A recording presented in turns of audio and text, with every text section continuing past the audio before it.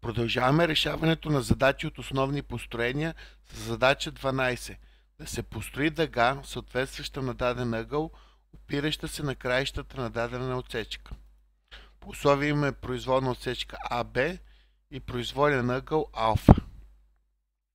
Ще пренесем АБ в произволна права.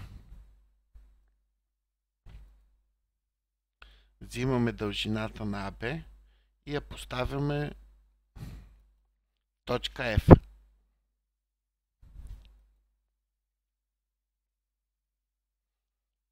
Окръжността пресича правата в две точки H и I, като HF е равно на FH равно на AB.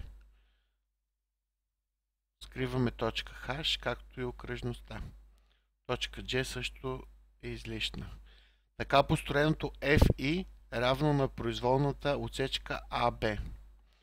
Построяваме симетралата на отсечка FI.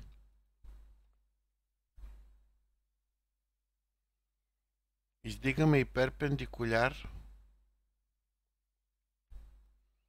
през точка F на произволната права.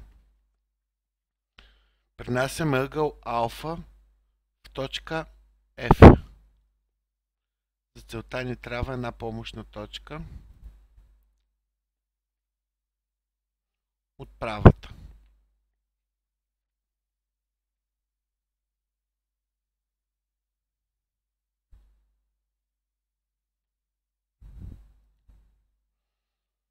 Равен ъгъл алфа.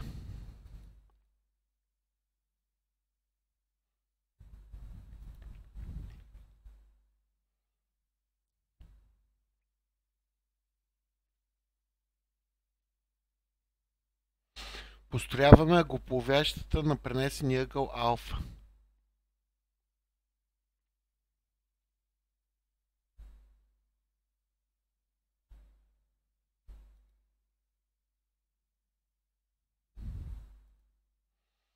Тя пресича симетралата на отсечка FI.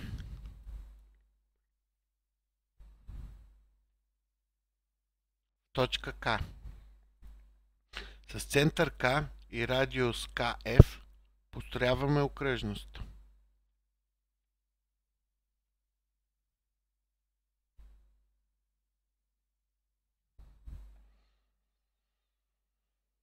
Дъга FI е търсената от задачата решение на задача.